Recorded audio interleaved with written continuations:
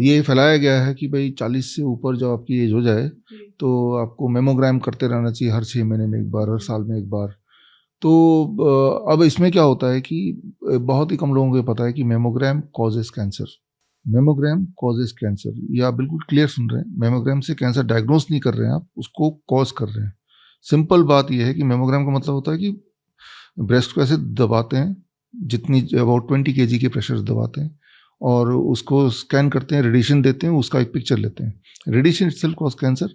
आप कोई भी अगर फल लेते हैं उसको दबा के बहुत अच्छी तरह दबा देंगे, उसको छोड़ देंगे तो जल्दी से वो सड़ जाएगा क्योंकि उसके अंदर के सेल टूट जाते हैं। तो same thing happens inside the breast.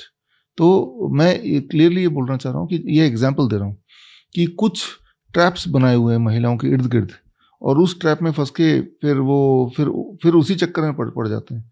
Cancer था नहीं। और जिस तरह से मान लो पिंपल्स होते हैं, बचपन में मेरे भी होते थे, लोगों के होते ही हैं। तो पिंपल्स होना कोई बीमारी नहीं है, आते हैं और अगर ना छेड़ो उसको चले जाते हैं। लेकिन हमें से कुछ मेरे जैसे लोग बचपन में जैसे ही आया तो खरोंच दिया, फिर आया फिर खरोंच दिया। जितनी बार खरोचेंगे आपको पता है कि उतनी बार बढ़ता रहेगा।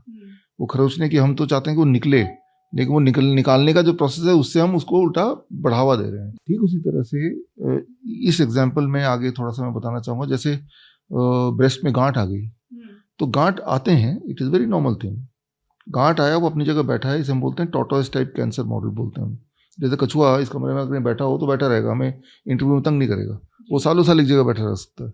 तो कुछ गांठें ऐसी होती हैं, ज़्यादातर 99% जो सालों साल एक जगह बैठी रहती हैं और वो होना उतना ही कॉमन है जैसे एक बच्चे को पिंपल होना कॉमन है।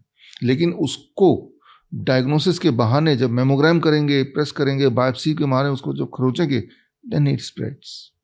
तो जैसे मैंने एक छोटी सी टिप दी, the first tip can be don't ever go for mammogram, don't ever go for biopsy. ये किस सिचुएशन में ये ट्रीटमेंट, अगर कैंसर की बात करें तो किस सिचुएशन में इसको लेने की ज़रूरत पड़ती है? किसी भी सिचुएशन में नहीं, यही तो इंटरेस्टिंग बात है। हाँ। आप याद रखिए कि जैसे मैंने बताया मेमोग्राम कॉजेज कैंसर। आप तो चाहते नहीं कैंसर हो मैं, ठीक है ना। और अगर मान लो एक बार को पहले से भी है कैंसर तो भी mammogram is not going to help, क्योंकि वो उसका पर्पस है ही नहीं। देखिए ये तो जो मैं बता रहा हूँ ये लाइव हर जगह जाएगा, है ना। तो मैं तो ये भी चैलेंज कर रहा हूँ, जो लोग बोलते हैं, जो डॉक्टर आपको बोलता है कि मेमोग्राम कराओ, तो आप मेरी किताब पढ़िए, rabbit tortoise model for cancer cure, मेरे वेबसाइट में फ्री डाउनलोड है bishrup.com में।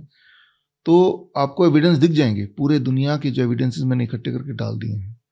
तो सबसे इंपॉर्टेंट बात है कि आपको अवेयरनेस होनी चाहिए कि भाई जो गलतफहमियां फैलाई जा रही हैं वो एक ट्रैप्स हैं, है ना। मान लो आप एक दुश्मन के इलाके में गए, जंगल में लड़ाई चल रही है बंदूकों से, तो वो दुश्मन क्या करता है, ट्रैप लगा जाता है ना, कि आपके पैर पड़े और धमाका हो जाए, अपने आप ही मर जाए, उनको कुछ करना ना पड़े।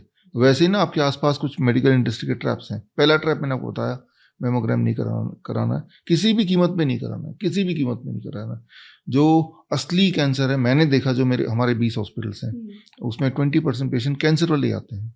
जो असली कैंसर वो बनता ही तब है जब उसको छेड़ते हैं हम, मेमोग्राम से छेड़ें, बायोप्सी से छेड़ें, एफएनएसी से छेड़ें, पेट स्कैन से छेड़ें। ये सारे टूल्स हैं कैंसर को बनाने के, राइट। तो रेयरली कभी ऐसा होगा कि इसके बिना कोई कैंसर हो गया हो, खासतौर पर ब्रेस्ट कैंसर। बड़ी से बड़ी बीमारी का आसान से आसान इलाज घर बैठे ही हो सकता है। अधिक जानकारी के लिए कांटेक्ट करें नियरेस्ट डॉक्टर BRC clinic @